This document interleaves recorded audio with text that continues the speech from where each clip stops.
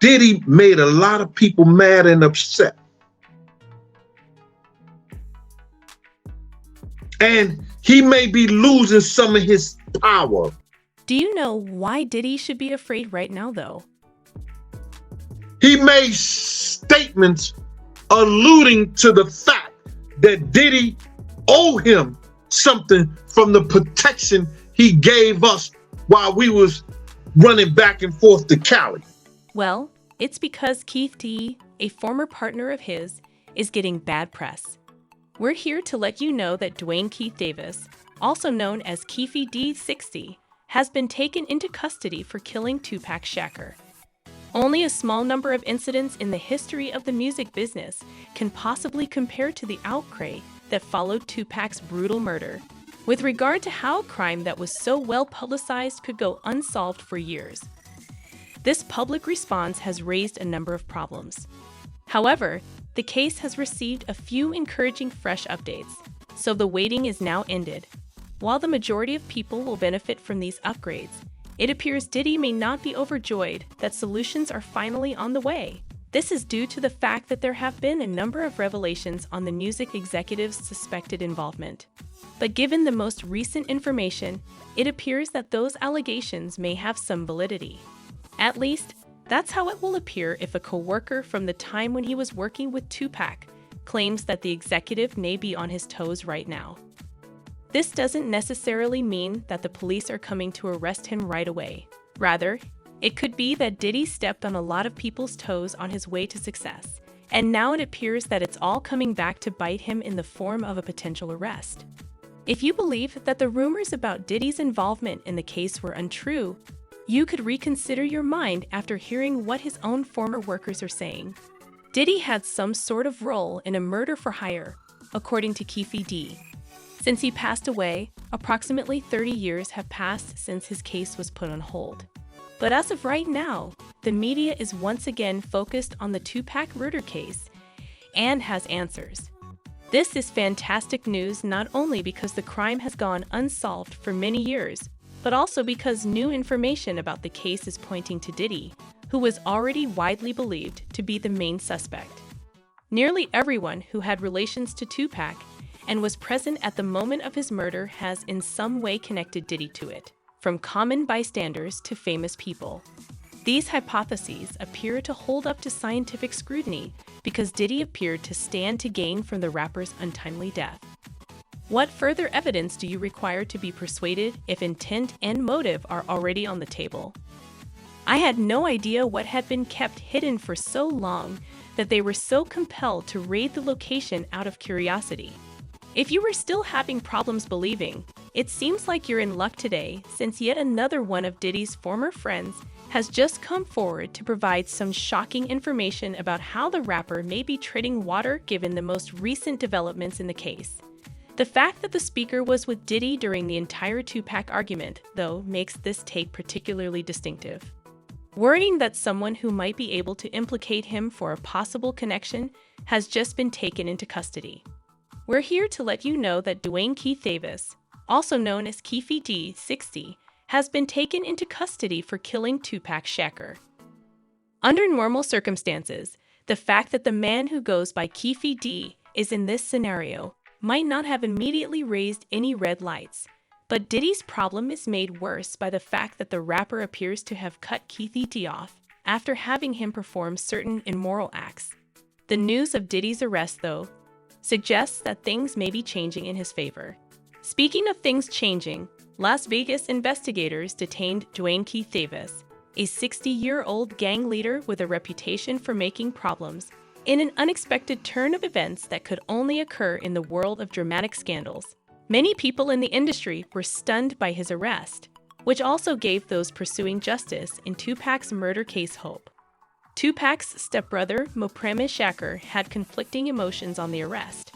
He described it as bittersweet and questioned why it took the authorities so long to get Keith D, particularly given that they had known about his involvement for years. My LVPD criminal investigators, whose work on this case began on the evening of Jason Johansson, avoided naming Davis as the leader during a press conference. leaving numerous questions about how much of the case's information about police enforcement came from the probe. But in 2018, when Keith D began to acknowledge his involvement, I changed my mind. Sheriff Kevin McMahill gave the people the reassurance that the investigation was still proceeding and that a strong prosecution was being prepared. After deliberating for several months, the Nevada grand jury came to the same conclusion and charged Davis with the murder. While he was idly strolling close to his home, he was unexpectedly arrested. Given that Keith D has previously been singing about having relationships with a bad boy CEO that go beyond what is deemed normal, as Gene Deal has said, Diddy may face a lot of difficulties as a result of Keith D's arrest. The fact that Deal, who has known both men and shared an environment with them, is aware of the private chats they had suggests that there may have been transactions between them over the years that have gone unnoticed by many. Despite the fact that Keith D was only recently detained, this isn't the first time that authorities have been on the verge of apprehending him.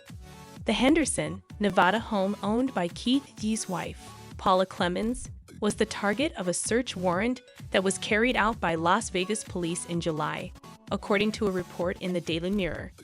They entered his home and discovered everything there, including laptops, hard drives, cannabis, and magazines featuring Pac on the cover.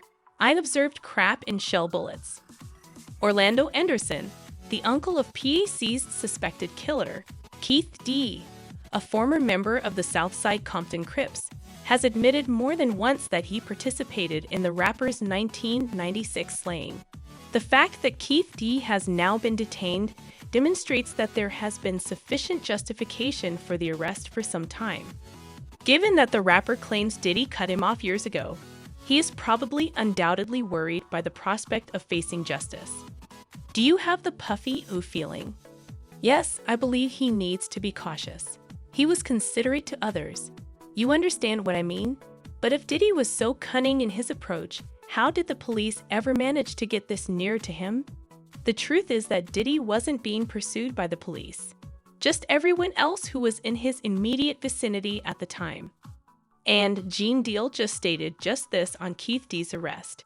He made comments that implied Diddy owed him something for the security he provided us with when we were dashing back and forth. Only Keith D has frequently claimed to have been present when Tupac was killed and to have known exactly what happened. Little did he realize, however, that the police were also present. In an interview from a few years ago, the self-styled Compton Kingpin discussed the entire incident and explained that his disease gave him immunity from prosecution, which was the reason for the confession 20 years later. So the rounds were fired from behind. Who killed Tupac?